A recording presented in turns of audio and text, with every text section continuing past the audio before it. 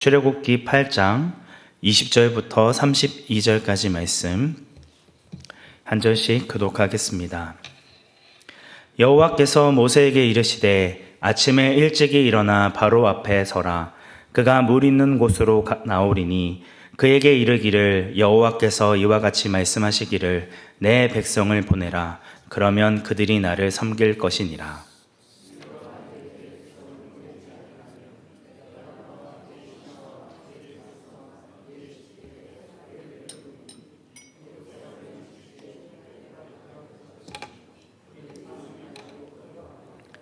그날에 나는 내 백성이 거주하는 고센 땅을 구별하여 그곳에는 파리가 없게 하리니 이로 말미암아 이 땅에서 내가 여호와인 줄을 내가 알게 될 것이라.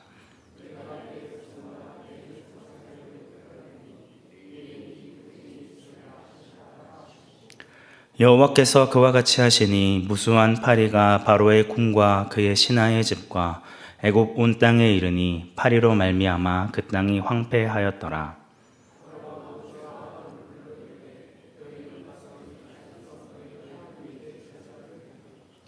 모세가 이르되 그리함은 부당하니이다. 우리가 우리 하나님 여호와께 제사를 드리는 것은 애굽 사람이 싫어하는 바인즉 우리가 만일 애굽 사람의 목전에서 제사를 드리면 그들이 그것을 미워하여 우리를 돌로 치지 아니하리이까.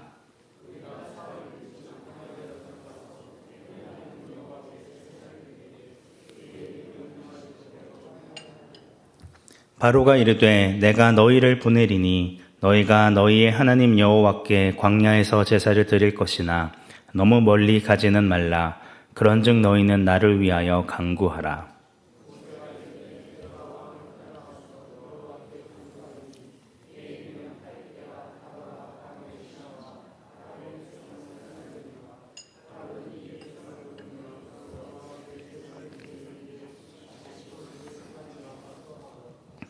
모세가 바로를 떠나 나와서 여호와께 간구하니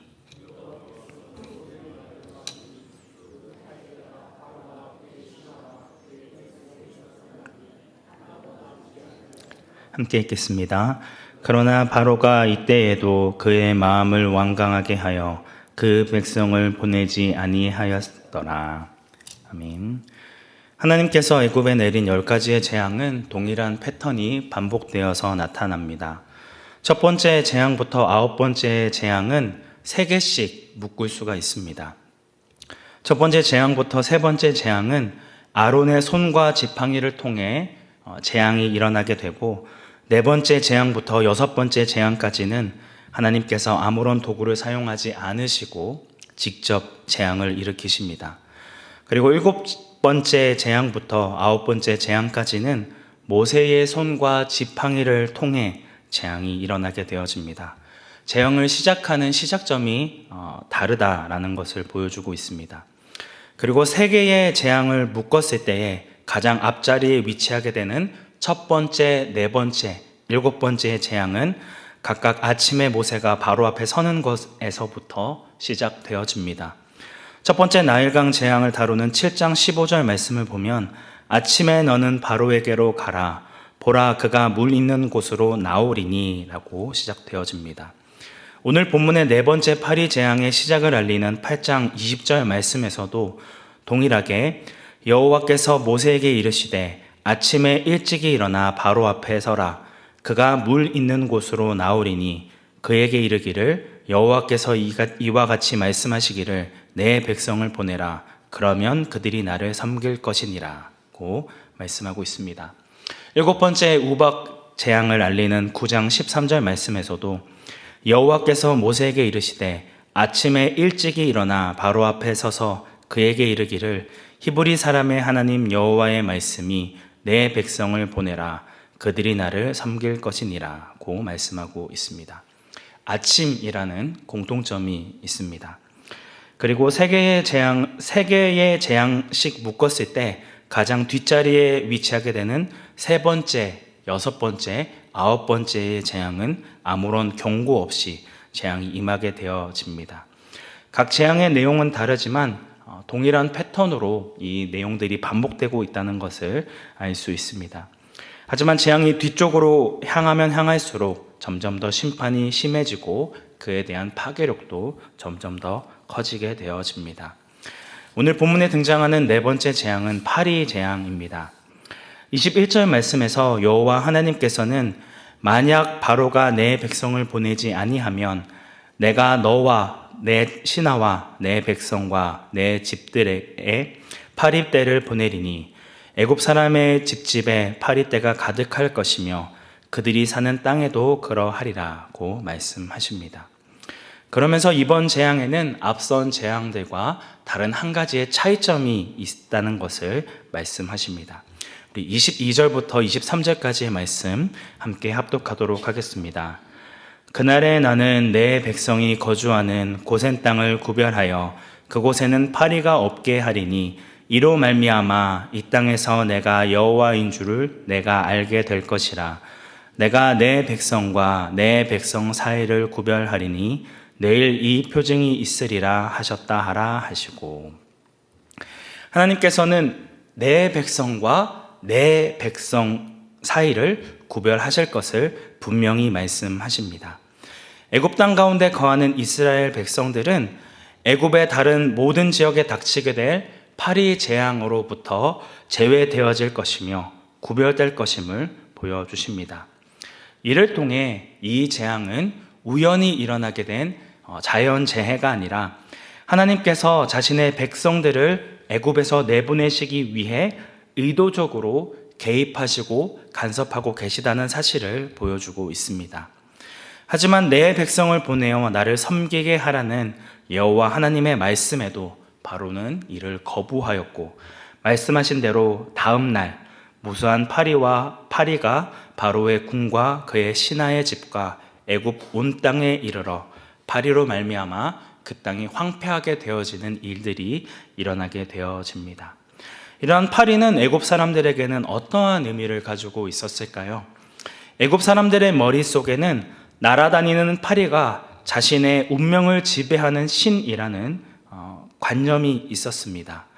우아치트라고 불리는 파리 모양으로 된 신을 만들어 놓고 숭배했는데, 그들이 신으로 숭배했던 그 파리가 오히려 그들을 공격하고 괴롭히고 있으니 얼마나 황당하겠습니까? 그런데 더 이해할 수 없는 사실은 파리신을 섬기지도 않은 이스라엘 백성들이 거하는 고센 땅에는 파리의 공격이 없었다라는 점입니다. 그러니까 애굽 사람들은 더더욱 이해할 수도 없고 기가 찰 노릇입니다. 애굽 사람에게는 재앙이 임하지만 이스라엘 백성에게는 재앙이 일어나지 않는 이 이상한 일들은 이어지는 5번째, 7번째, 9번째 재앙에도 계속해서 벌어지게 되어집니다. 처음 한두 번은 그럴 수도 있지라고 생각하지만 이런 일들이 계속 반복되어질수록 자신들이 신이라 믿으며 섬겼던 모든 것들이 무의미하며 결국 여호와 하나님만이 유일하신 참 신임을 드러내고 입증해 보이는 도구가 되어집니다. 무수한 파리들의 습격을 받은 바로는 황급하게 모세와 아론을 불러 너희는 가서 이 땅에서 너희 하나님께 제사를 드리라고 이야기합니다. 하지만 모세는 즉각적으로 그런 일은 그리함은 부당하니이다 라고 말하며, 우리가 여호와께 제사를 드리는 것은 애굽 사람들이 싫어하는 일이며 미워하여 우리를 돌로 칠 것이기 때문에 이 땅에서 제사를 드리는 것은 불가하다라고 이야기합니다.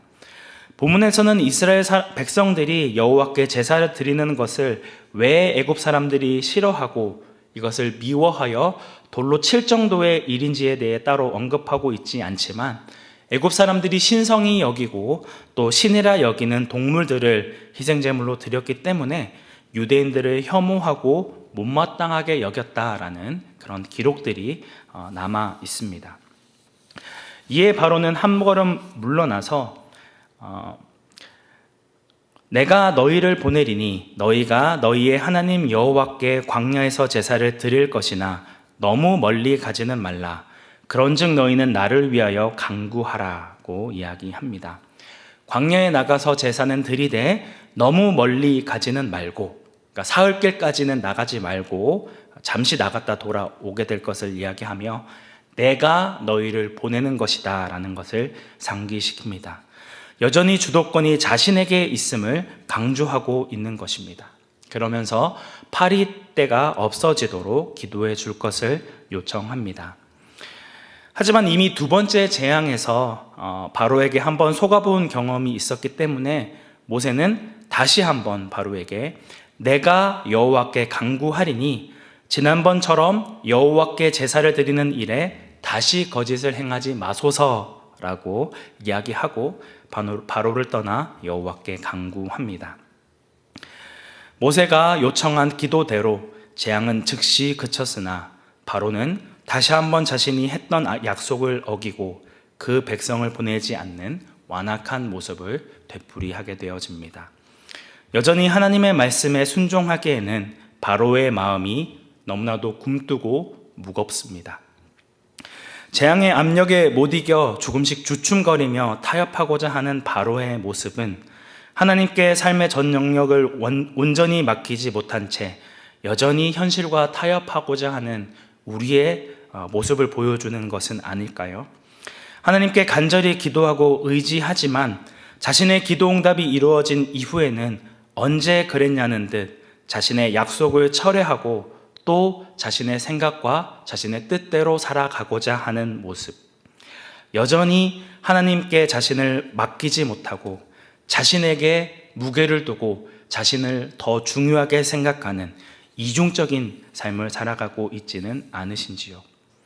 하나님께서 이스라엘 백성들이 거주하고 있는 고센 땅에 파리 재앙을 내리지 않는 이유는 그들을 사랑하시고 그들을 아끼시는 이유가 있지만 그것이 주된 목적은 아닙니다. 주된 목적은 8장 27절 말씀에 있습니다. 우리 8장 27절 말씀 함께 합독하겠습니다.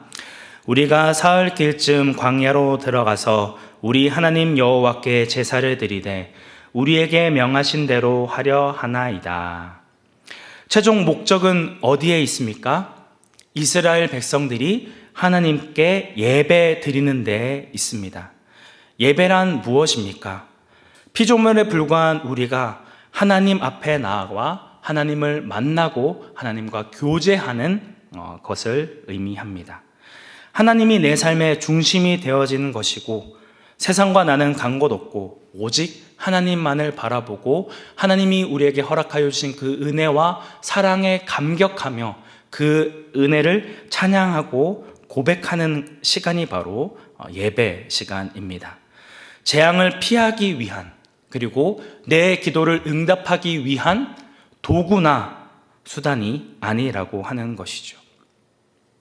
사실 이렇게 내 백성을 보내라 라는 말씀과 여호와를 섬기며 여호와께 예배를 드릴 것이다 라는 이 말씀은 10번의 재앙 중에 총 28번이나 반복되어 이야기하고 있는 말씀입니다. 결국 출애굽은 이스라엘 백성들이 거짓된 신과 우상으로 가득했던 애굽을 떠나 유일한 구원자 되시는 여호와 하나님을 예배하고 찬양하는 데 그 목적이 있다라고 하는 것입니다. 그리고 이 재앙들을 통해 재앙이 일어나기 전에는 아무도 모르고 있었던 히브리 노예들의 신인 여호와 하나님에 대해 히브리 민족뿐만이 아니라 온 열방이 여호와 하나님이 어떤 분이신지에 대해 분명하게 알게 되어진다는 데 목적이 있는 것이죠. 하지만 오늘 우리의 모습은 이러한 하나님께서 우리를 부르신 그 목적과 수단이 뒤바뀌어진 채 살아가고 있지는 않은지 다시금 우리의 모습을 돌아보아야 합니다. 우리의 기도 제목을 간구하는 것이 잘못됐다는 이야기를 하고 싶은 것이 아닙니다. 우리는 여전히 연약하고 부족하여서 하나님 앞에 우리의 연약함을 간구하고 아뢰 수밖에 없는 연약함이 있지만 그것의 최종 목적은 그 기도가 응답되어져서 우리가 조금 더 융택한 삶을 살아가거나 우리에게 처해진 상황이 좀 더 나아지는 데 목적이 있지 않습니다. 우리를 구원하시고 우리를 영원한 나라로 인도하실 그 하나님을 영원토록 찬양하고 높이는 데 우리의 목적이 있다는 것이죠. 오늘 본문 23절 말씀에서 하나님께서는 내가 내 백성과 내 백성 사이를 구별하겠다라고 말씀하고 있습니다. 그리고 주님께서 다시 오실 그 마지막 날에 양과 염소를 나누어 하나님의 나라를 위해 힘쓰고 애쓰며 구별된 삶을 살았던 자들은 영원토록 하나님의 나라에서 예비되어진 평강과 은혜를 누리게 될 것이며, 하나님의 말씀과는 상관없이 자신의 목적을 위해, 자신의 생각과 뜻을 위해 살아갔던 염소들은 예비되어진 지옥 가운데 떨어져 슬피 울며 이를 가는 결론이 있게 되어질 것입니다. 사랑하는 성도 여러분, 우리는 어떠한 삶을 살아가고 있습니까?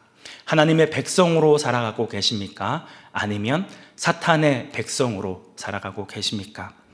다시금 오늘 말씀을 기억하며 주님, 온전히 주님의 말씀 앞에 순종하며 구별된 삶을 살아가는 하나님의 백성이 되시기를 결단하고 다짐하는 온사랑교회 성도님들이 되시기를 주님의 이름으로 축복합니다. 함께 기도하겠습니다.